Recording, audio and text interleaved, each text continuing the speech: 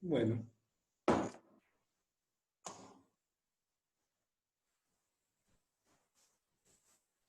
muy bien.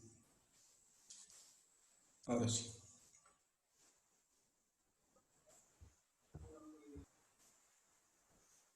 Bueno, entonces decíamos que las, las sales biliares entonces tienen la capacidad de romper la tensión superficial y por ende, Profe, ¿no es lo mismo que una membrana celular, las micelas? a ver, explícame tiene algo que ver, pero explícame cómo es la cosa, no entendí bien. Sí, porque tiene la parte hidrofóbica e hidrofílica, la membrana celular. Bueno, en ese sentido es exactamente lo mismo. Ujú. La membrana celular tiene una porción central que es hidrofóbica, perdón, sí, digo bien, hidrofóbica. ¿Cómo? Ah, soy yo mismo. Bueno, decía entonces que la porción hidrofóbica de la membrana celular corresponde a los ácidos grasos, los fosfolípidos. En esa doble capa de fosfolípidos, en la parte intermedia, están justamente los ácidos grasos, donde puedo almacenar sustancias que son hidrofóbicas, como por ejemplo el colesterol, que tiene también la membrana, las porciones hidrofóbicas de las proteínas que están en la membrana. Efectivamente funciona de la misma manera. Es decir, se comporta de modo anfipático, porque son moléculas anfipáticas, claro, por eso se comportan como anfipáticas. Y entonces eh, la consecuencia es que puedo almacenar dentro de una membrana plasmática zonas, o puedo tener en la membrana plasmática zonas que son hidrofóbicas y zonas que son hidrofílicas. Bueno, lo mismo pasa, sí, efectivamente, con estas sales biliares, y la consecuencia es que pueden ir dividiendo moléculas más grandes o conjuntos de moléculas más grandes, micelas. Esta llamémosle micela y a esta en realidad micelas serían más bien estas para este ejemplo. Pero está bien, la gota de grasa la van dividiendo y se van uniendo en la superficie las sales biliares, las voy a unir acá ahora sí, para que se unen en la superficie las sales biliares y van impidiendo que estas micelas que se van formando se vuelvan a reunir. Entonces, ahí queda así, ¿eh? Todo ese punteado representa la grasa, perdón, las sales biliares que se unen alrededor de la micela. Eso hace que justamente puedan solubilizarse las grasas al punto de que se expongan, que se empiecen a exponer los lípidos lo más que se puede a la superficie acuosa. Entonces, tengo moléculas que son atacables por enzimas. Es decir, las enzimas pueden tomar contacto con mayor facilidad con, el, con la grasa. Cuando no hay sales biliares por algún motivo, sea la patología que fuera, la circunstancia patológica que fuera, cuando no hay sales biliares, entonces no se forman las micelas. Y entonces, ¿qué pasa con esa persona que no forma las micelas? Aparece un signo que se llama esteatorrea, que significa grasa en la materia fecal. Entonces la materia fecal es más amarillenta, flota, es pastosa, simplemente porque no hay sales biliares. Las sales biliares no estaban, entonces la grasa quedó en el intestino y entonces se eliminó. ¿De acuerdo? Todo porque no había sales biliares. ¿Y eso cómo se cura? ¿Cómo? ¿Eso cómo, cuál es el tratamiento, digamos? No, bueno, pero depende del por qué le faltan las sales biliares. Puede ser Mm. que le falten sales biliares porque tiene insuficiencia hepática terminal y no fabrica más sales biliares porque el hígado no fabrica más nada, y en ese caso no hay un tratamiento de ninguna índole. Puede ser que no fabrique sales biliares en un momento determinado porque tiene una hepatitis por alguna circunstancia y se verá qué se hace con esa hepatitis. O sea, depende cuál es la causa por la cual no fabrican las sales biliares. ¿Está bien? No es que... Profe, Sí. una consulta. Había dicho que la grasa, o sea, sí, la grasa, las gotitas de grasa y de agua se formaban por unos movimientos. En- Peristaltismo. eso, era, ok. Peristaltismo intestinal, claro. Ujú. Bien. Entonces, eh, entonces tengo las sales biliares como, entonces como formadoras o ayudadoras de la formación de micelas. ¿Por qué? Porque tienen justamente sales biliares provenientes de ácidos biliares. Eso entonces era lo que, lo que estábamos diciendo como componentes de la bilis. Entonces tenemos componente de la bilis número 1, agua. Componente de la bilis número 2, sales biliares provenientes de ácidos biliares provenientes del colesterol, cuya función es la de formar las micelas y que se mantengan, ayudar a la mantención de las micelas, para que se pueda producir la digestión de la grasa por parte de las enzimas que hay en el intestino, que van a caer al intestino, que ahora vamos a ver. 2. 3. ¿Qué más sale qué más hay en la bilis? Hay colesterol. Es una forma de regular el colesterol plasmático, el colesterol del plasma, de la sangre. Una forma de regular el colesterol plasmático es a través de la vía biliar. Es decir, el hígado puede eliminar excedentes de colesterol. Ese colesterol que se elimina hacia la bilis también es reabsorbido con el resto del colesterol que uno come. O sea que se forma un circuito de reabsorción de ese colesterol. Lo mismo pasa con las sales biliares. El hígado forma sales biliares, las manda al hígado, al intestino. La sal biliar actúa formando micela. La sal biliar es reabsorbida en el intestino terminal, en la parte terminal del intestino delgado. Es reabsorbida la sal biliar y vuelve al hígado.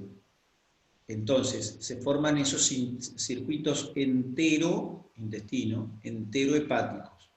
Esos circuitos enterohepáticos hacen que no se pierdan cantidades significativas de estas cosas. Si bien el colesterol se pierde una parte, otra parte vuelve y entonces, digamos, se podría eliminar parte del excedente. ¿Está bien? Entonces, circuito enterohepático para colesterol, circuito enterohepático para las sales biliares. ¿Qué más hay en el jugo biliar? Hay fosfolípidos, como la lecitina o la lisolecitina. ¿Qué hacen los fosfolípidos? Los fosfolípidos, como tienen una porción, son anfipáticos también, como tienen una porción hidrofóbica y otra hidrofílica, sirven para solubilizar moléculas como el propio colesterol. Solubilizan grasas que van desde el hígado hacia el intestino, como el colesterol que contábamos recién, la lecitina, la lisolecitina. También cumplen función esos fosfolípidos durante el almacenamiento en la vesícula biliar. Esos fosfolípidos también cumplen función de justamente evitar que se formen pelotones de grasa. Entonces tenemos colesterol, tenemos esta lecitina, que sería un fosfolípido. También tenemos bilirrubina. La bilirrubina, escucharon la palabra bilirrubina, ¿verdad? Sí. La canción de la bilirrubina la escucharon todos, ¿no? Se sube la bilirrubina, sí, esa. Sí, sí. Es vieja, pero sí. No sé por qué, porque no tiene nada de... Pero bueno, ahí está. La bilirrubina, ¿de dónde sale la bilirrubina? La bilirrubina es un metabolito, es decir, es una sustancia que se forma por metabolización ¿de qué?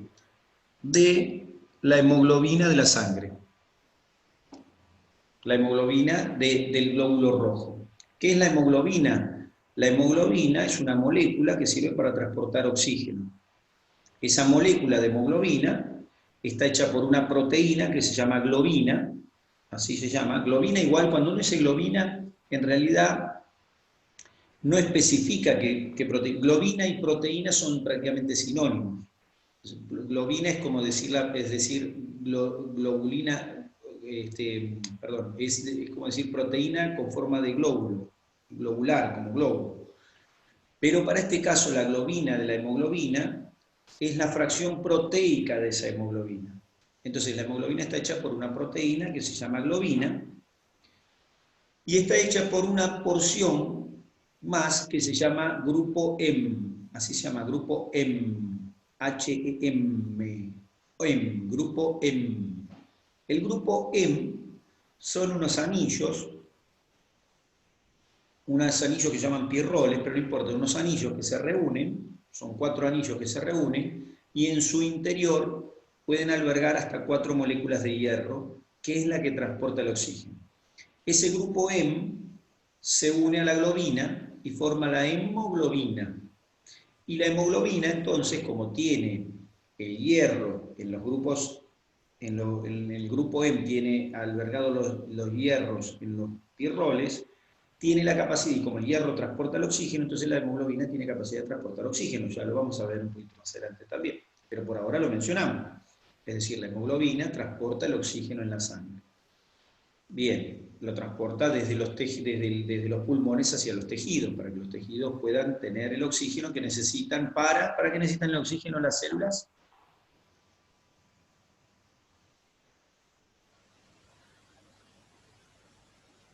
Tener energía. Para obtener energía, ¿por qué? Porque es el aceptor final de la cadena de... Porque va a ser el aceptor final, muy bien, perfecto, porque es el aceptor final de los electrones de la cadena respiratoria. Entonces lo necesita para hacer respiración celular. Bueno, la cuestión es que el grupo M de la hemoglobina transporta el oxígeno, y cuando el glóbulo rojo es crenado, es lisado, roto, dentro del torrente sanguíneo, el grupo M o grupo hemo también se llama lo mismo, el grupo M, se transforma en una sustancia que se llama biliverdina. Así se llama, biliverdina. Verdina con B corta y bili con B larga. Biliverdina. Y la biliverdina se transforma todo esto en la sangre, en bilirrubina. La bilirrubina, que se forma en la sangre, se llama bilirrubina indirecta, así es el nombre, se llama bilirrubina de nombre, indirecta de apellido. Bilirrubina indirecta. La bilirrubina es una sustancia que tiene poca solubilidad, no es muy soluble, viaja en el plasma unido a las proteínas, principalmente a la albúmina. Y la bilirrubina, esa indirecta, es captada por el hígado y es transformada en bilirrubina conjugada o directa. Como dice ahí, ¿ves? Bilirrubina conjugada, se la conjuga. ¿Qué es conjugar? Unir. Es unir. Se la conjuga con ácido glucurónico principalmente. ¿Está bien? Hay una enzima que une bilirrubina con ácido glucurónico. Como consecuencia, obtengo bilirrubina conjugada. Esa bilirrubina conjugada sí es soluble en agua, y eso hace que, cuando el hepatocito secrete esa bilirrubina hacia el polo canalicular, esa bilirrubina pueda estar soluble en la bilis. La bilirrubina entonces se elimina por la bilis. ¿Cuántos glóbulos rojos tenemos en la sangre? Muchos. Bueno, por cada milímetro cúbico de sangre tenemos unos 5 millones. ¿Está bien? 5 millones de glóbulos rojos hay en la sangre. ¿Está bien? Todos ellos tienen hemoglobina dentro. Los glóbulos rojos viven 120 días. Quiere decir que los glóbulos rojos que tengo hoy en la sangre, hoy, en 120 días no va a haber ninguno. Tengo 5 millones por cada milímetro cúbico y tengo 5.000 milímetros cúbicos. O sea que tengo 5.000 por 5 millones. Miren la cantidad de glóbulos rojos que hay. En esa cantidad de glóbulos rojos, de esa cantidad de glóbulos rojos, durante los próximos 120 días voy a extraer hemoglobina. Figúrense ustedes la cantidad de grupo M que estoy sacando. Es mucho, sí, en realidad es poquita, pero es mucha. Es poquita en volumen, obviamente, si sumo son unos pocos gramos. Pero para el cuerpo es un montonazo. Entonces, los grupos M de esa hemoglobina, la globina se degrada, no importa, después lo vamos a estudiar. Y el grupo M lo tengo que eliminar de alguna manera, me tengo que deshacer de alguna manera de ese grupo M, si no, en 120 días estoy hasta acá de grupo M y en otros 120 ya me sobrepasa, estoy sobrenadando en grupos M en mi sangre. Bueno, entonces el cuerpo los elimina, transformándolo primero en biliverdina, luego en bilirrubina, luego conjugando la bilirrubina en el hígado, y entonces se elimina a través de la vía hepática la bilirrubina. La bilirrubina conjugada va al intestino, y la mayoría, una gran parte se transforma en una molécula que se llama estercobilinógeno, y ese estercobilinógeno, una parte se elimina y otra parte se reabsorbe y se transforma en urobilina y se elimina por orina. Todo eso es para eliminar el grupo M, se hace todos los días para eliminar el grupo M, que son cantidades. El grupo M lo eliminamos como estercobilina a través de la materia fecal y como urobilina a través de la orina. Pero para poder hacer eso tiene que hacer su ciclo. Y el ciclo incluye pasar por el hígado, caer en la vía biliar y llegar al intestino por vía biliar. ¿Está bien? O sea, la función, perdón, no, te iba a preguntar si la función de la bilirrubina era eso, eliminar el grupo hemo, o no, me entendí mal. Es que la bilirrubina es el grupo hemo. Es el grupo hemo cambiado, modificado. Es decir, es el grupo hemo que ha sido modificado para poder ser eliminado. ¿Se entiende? O sea, es el mismo grupo hemo que ha sido modificado para poder llevarse a cabo esa eliminación de la que estamos hablando. Es decir, la eliminación se lleva a cabo gracias a que el grupo hemo tiene la posibilidad de transformarse en bilirrubina, y la bilirrubina es capaz de solubilizarse por acción de la conjugación hepática, y por ahí entonces puede llegar al intestino de esa manera. ¿Se entiende? No sé, la palabra por ahí, la función, bueno, podría llamarle la función, no sé, pero es la forma en que se procesa esa bilirrubina. ¿Está bien? La bilirrubina se procesa transformándose, o sea, el grupo M, perdón, se procesa transformándose en bilirrubina, y la bilirrubina se puede excretar. Es la forma de excreción de ese grupo M. ¿Está bien? Es la forma de que nos podemos deshacer. Si no pudiéramos, por ejemplo, personas que no tienen la capacidad para conjugar bien la bilirrubina, ¿está bien? Hay síndromes que no son muchos, por suerte. Hay uno que es muy común, que se llama síndrome de Gilbert. Por ahí alguno de los que está escuchando tiene un Gilbert, porque es una cosa muy común. En el Gilbert hay un problema en la eliminación de la bilirrubina, y la bilirrubina pasa al torrente sanguíneo. Y entonces uno encuentra, son pacientes en los que uno encuentra, o personas, porque no es paciente nada, porque no lo consideramos ni como, lo consideramos como una variación, como una cosa patológica. En el Gilbert uno ve que la persona tiene la bilirrubina elevada,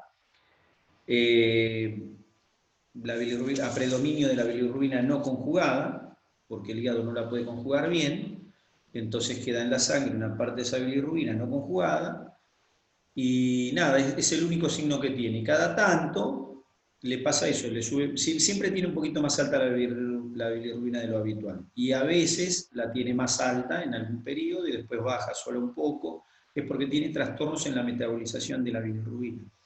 Y entonces, bueno, eso no puede eliminarla bien y queda en la sangre y uno la encuentra en la sangre. Nada, bueno, cuestión que... ¿Y qué tiene algún problema o no? ¿Cómo? ¿Le causa algún problema o No, simplemente la esa tiene elevada? patología no, esa no. Hay otras que son más severas, donde la metabolización no es adecuada realmente. No sé, son rotos, son síndromes que son enfermedades genéticas en las que no se puede metabolizar bien realmente, no se puede metabolizar la bilirrubina, y trae consecuencias. Porque la bilirrubina en cantidades significativas puede ser tóxica para el propio hepatocito y para algunos órganos del cuerpo. Pero bueno, esas son patologías que pueden traer un problema porque es muy significativo el error congénito, pero en el Gilbert en general. Pero sí puede haber errores congénitos, repito, donde pueden haber trastornos significativos por acumulación de bilirrubina dentro del torrente sanguíneo. Pero bueno, la bilirrubina forma de eliminación del grupo hemo de la sangre, de los glóbulos rojos de la sangre. Bien, entonces ahí tengo el contenido. ¿Qué más tiene la bilis? Bueno, tiene, por supuesto, que acá no está anotado, tiene por supuesto sales, o sea, iones que se van reciclando a través de la vía biliar, le hace calcio, le hace sodio, le hace magnesio, le hace potasio, y también algunas proteínas pequeñas, hay algunas proteínas pequeñas que también se solubilizan en la bilis y llegan al intestino por esta vía. Bien, conclusión, la bilis es necesaria, según esta teoría que estamos viendo acá, dentro de la digestión, es necesaria para la absorción de los lípidos. Sería la traducción de esto. Y es necesaria para reducir el pH gástrico. O sea que, desde el punto de vista digestivo, las dos funciones básicas de la bilis consistirían, número 1, en alcalinizar el medio, y número 2, en solubilizar la grasa por medio de la formación de micelas que hacen digeribles por enzimas a las grasas. Bien, entonces ahí teníamos el segundo componente, el tercer componente que caía en nuestro intestino delgado, la bilis, ¿de acuerdo? Bien, bilis Profe, que... Sí. una pregunta, todos estos jugos que caen al intestino, ¿son todos en el mismo tiempo, caen todos? ¿O siempre son las mismas cantidades? O por ejemplo, si yo tengo más grasas que ingerí en un alimento, ¿entonces se va a secretar más jugo biliar? Fíjese con sus ojillos, observe la pantalla a su derecha abajo que ha aparecido una escritura. ¿La ve? Sí. Bien, ¿sobre qué habla? Regulación de la secreción. No lo había visto, perdón. No, porque estaba puesto recién ahora, mientras me preguntabas lo puse. Pero está bien. Primero que nada, lo mismo de siempre, lo repito otra vez para que quede claro, siempre quede claro. No existe la no función. Hay momentos por ejemplo, la secreción de saliva. ¿Secretamos saliva todo el día? ¿Qué opinan? Sí. Por supuesto, por supuesto. ¿Secretamos jugo gástrico todo el día? Sí. Por supuesto. Y entonces no hay no función. O sea que siempre hay una secreción basal. En el estómago ya lo vimos. Secreción basal gástrica, secreciones basales. Se llaman secreciones basales, siempre hay secreción. Pero después hay siempre una modulación, lógicamente, para la actividad propiamente dicha. En este caso, tiene que haber una regulación de la secreción biliar, ya que tiene que aumentar necesariamente cuando nosotros ingerimos alimentos. Y tanto mayor tiene que ser la secreción, cuanto más grasa haya en el alimento que ingerimos. ¿Está bien? Entonces, para secretar, siempre secretamos, pero fíjense que ahí dice estimulación vagal, ¿no es cierto? Estimulación vagal. ¿Nosotros nombramos en el estómago la estimulación vagal? Sí, la nombramos. Dijimos especialmente en la primera parte, en la primera fase de secreción gástrica, es decir, en la fase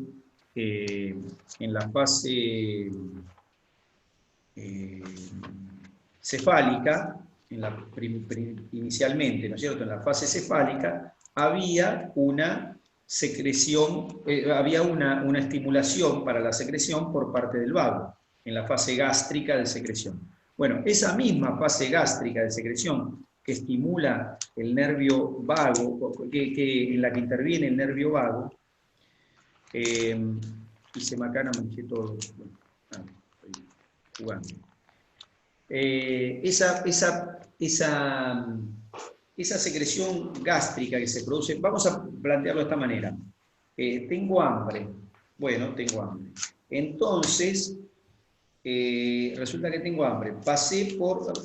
Lo pongo de esta manera, es un ejemplo, no importa, puede no tener hambre, no importa, pero digo, tengo hambre, ¿cierto? Entonces tengo hambre, son las 3 de la tarde, 2:30 de la tarde, todavía no comí, pasé por delante de la roticería y miro así, y hay, no sé, un pedazo de carne ahí que me está llamando. Para el que no es carnívoro, bueno, unos riquísimos brotes de soja, ¿no es cierto? Paso por ahí y veo los riquísimos brotes de soja si soy vegetariano, y si soy carnívoro veo un pedazo de carne bárbaro.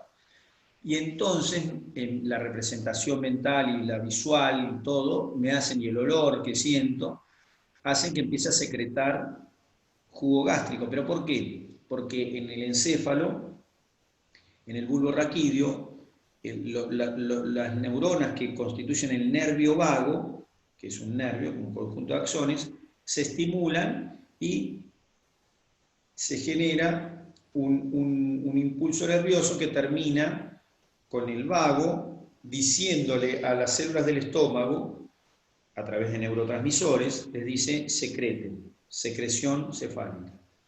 Pero esas mismas neuronas que bajan, como si fueran los dedos, dos van al estómago, pero otras no van al estómago. Algunas de ellas van al hígado. Y le dicen al hígado, escúchame hígado, tenés que secretar bilis porque va a venir comida. Ya en la fase cefálica. Después en la fase gástrica esto persiste. Es decir, que mientras el alimento está en el estómago, también secreto bilis. Lo estoy preparando preparo al intestino para que le caiga justamente el quimoácido. Entonces, estimulación vagal significa que cuando estoy comiendo, no solo secreto en el tubo digestivo, en el estómago o en el intestino, como vamos a ver, sino que también secreto en las glándulas. Las glándulas anexas también secretan por acción vagal. Lo mismo, también por acción vagal secretan, o acción parasimpática, o acción del mismo estilo, secretan las glándulas salivales. Entonces, aumenta la secreción de bilis durante la alimentación por estímulo vagal. Pero no contento con esto, ahí dice secretina y CCK. La secretina y la colecistoquinina son hormonas secretadas por el intestino delgado. El intestino delgado secreta, especialmente cuando llega el quimoácido, como dice ahí, está perfecto, cuando el quimoácido llega al duodeno, el duodeno, que es el intestino delgado, es parte del intestino delgado, empieza, y el resto del intestino delgado también, fabrican secretina, la liberan a la sangre, y por vía sanguínea la secretina en niveles un poco más altos llega al hígado y lo obliga al hígado a secretar mayor cantidad de bilis. O sea que ahí tengo otro estímulo durante la alimentación. Cuando estoy comiendo, el quimoácido en el duodeno es un estímulo para la secreción también. No contento con esto, cuando hay lípidos y aminoácidos en el duodeno también secreta otra enzima que es colecistoquinina, que es esta, colecistoquinina. ¿Qué significa cole? ¿Cole de qué vendrá? Cole. ¿Qué palabra vimos nosotros con cole? Colegio. No, colega tampoco. Colécodo. Eso mismo, pero es colédoco, pero está bien. El colédoco. Entonces, colédoco, cisto o cístico hace referencia a vesícula. Y quinina produce quinesis. ¿Y qué es quinesis?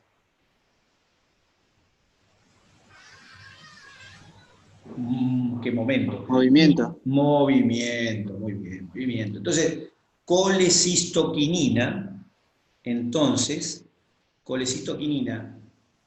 colédoco, vesícula, movimiento. Vamos a hacerlo al revés. Movimiento de la vesícula y el colédoco. Si yo contraigo la vesícula biliar que contiene bilis y el colédoco que también lleva bilis, ¿qué obtengo? Obtengo como resultado que la bilis cae en el intestino. Entonces, la colecistoquinina es un estimulante de la secreción biliar. Entonces, la secreción biliar siempre hay una secreción basal, pero cuando estoy por comer, cuando estoy comiendo, tengo estimulación por parte del sistema nervioso autónomo parasimpático a través del nervio vago.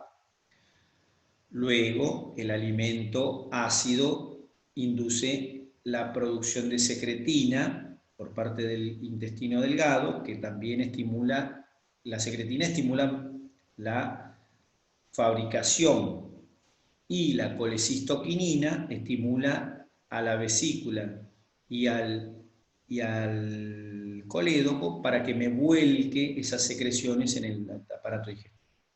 ¿Se entendió eso? Esa es la regulación. O sea que fabrico más cuando estoy comiendo, era la pregunta que había hecho Avi, supongo que era, creo que era Avi la que preguntó. La respuesta es sí, cuando como tengo mayor secreción. Pero por estímulo del propio alimento. Es el propio alimento el que me induce a una mayor secreción biliar. ¿Está bien? ¿Se entendió eso? Bueno. Entonces,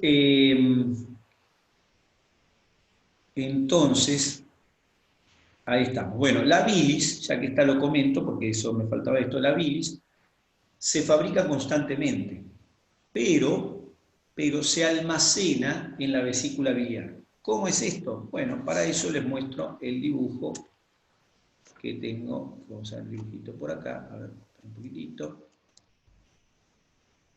Ahí está, y me voy a ver esto de por acá, a ver este. Bueno, ahí lo veo en este, sí, perfecto, perfecto. Lo voy a agrandar a este que me parece mejor, así. Y ahí veo lo siguiente.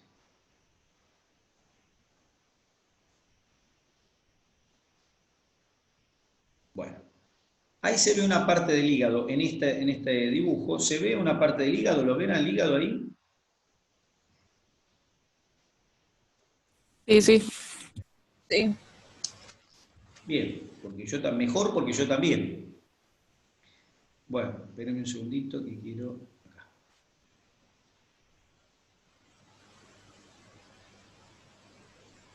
Bueno, ahí está. ¿Se ve el hígado ahí? Sí. ¿Se ve Sí. esta bolsa que está acá? Sí. Esta la conoce todo el mundo, siempre uno la muestra y todo el mundo dice, ¿qué es esa bolsa? La vesícula. La vesícula biliar, exactamente. Eso todo el mundo la reconoce, ahí está la vesícula biliar. Y si miran acá van a ver un conducto, primero ven el conducto de la vesícula, que se llama cístico, con C, cístico. Y también van a ver otro conducto que se une al cístico. Lo agrandé más todavía, miren, para que ya no queden dudas. Ahí veo el conducto cístico, acá, que es el conducto de la vesícula. Y a su vez, veo otro conducto que viene bajando y se une con el cístico. ¿De dónde viene este conducto? Del hígado. Del hígado. Por lo tanto, este conducto se llama conducto Colédoco. hepático, porque viene del ¿Cuál hígado. es el colédoco? Espere. El colédoco ahora le muestro. Entonces, cístico y hepático. ¿Ven que se juntan los dos? ¿O no? Sí. Se junta el cístico con el hepático. En el momento en que se juntan, forman un nuevo conducto único que se llama colédoco. A su vez, el hepático está formado por otros dos conductos, miren, uno acá y otro acá. Estos se llaman conductos hepáticos también, pero tienen nombre, tienen apellido. Hepático derecho, el de la derecha, e izquierdo, el de la izquierda. Entonces tengo conducto hepático izquierdo y derecho se reúnen y forman el conducto hepático. El conducto hepático se une con el cístico y forman el colédoco. Y juntos, ya formando el colédoco, esto cae, o ya el colédoco pasa a través de la cabeza del páncreas y desemboca en el duodeno en la segunda porción. O sea que así entiendo cómo la secreción biliar llega al intestino. Ahora, cuando en el intestino, en la papila mayor, eso no lo nombramos, pero tendríamos que haberlo nombrado ayer. Ahora les cuento y se los contaré la semana que viene en anatomía. En la papila mayor, en la papila mayor, digo bien, que es donde desemboca este colédoco, en la papila hay un músculo que cierra la salida. ¿Cómo se llaman los músculos que impiden la salida, que impiden el pasaje a través de un conducto? Los esfínteres. El oso le dice que sí. Exacto, muy bien. Esfínteres. Esfínteres. Este es un esfínter que se llama esfínter de Oddi, Oddi, el esfínter de Oddi. Parece que tuviera como nombre de un perro norteamericano, ¿no? Oddi. Bueno, Oddi, el esfínter de Oddi mantiene cerrado el pasaje entre el colédoco y el intestino delgado. No se puede pasar a través de ese esfínter de Oddi. Bueno, cuando el esfínter de Oddi está cerrado, ahora sí se puede, pero ahora vamos a ver cómo. El esfínter de Oddi cerrado, si yo tengo cerrada la salida acá, fíjense, voy por este conducto y me encuentro con una salida cerrada, ¿qué va a pasar con el líquido que está en el conducto? Se empieza a acumular en el conducto. Bueno, se acumula y se empieza a acumular para acá y se guarda acá. Por eso la vesícula biliar almacena la bilis, que le llega de forma retrógrada. ¿Retrógrada por qué? Porque la vía va en este sentido y la bilis, perdón, va en este sentido y la vesícula la recibe en este otro. Es decir, que la vesícula recibe en sentido retrógrado la bilis y la guarda. Cuando la colecistoquinina llega a la vesícula por vía sanguínea, ven todos los vasitos sanguíneos, cuando la colecistoquinina toma contacto con el músculo liso de la pared de la vesícula, ese músculo se contrae. Y cuando se contrae, entonces el líquido tiene tendencia a empujar hacia el intestino delgado. Lo mismo le pasa al colédoco, que genera una onda peristáltica de descenso para que la bilis vaya hacia el intestino. Ahora, ¿hay un esfínter cerrado? Sí.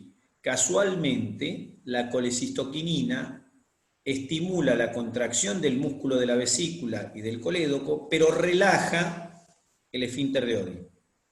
Entonces, relajo el esfínter, contraigo vesícula, contraigo colédoco, conclusión, la bilis va hacia el intestino.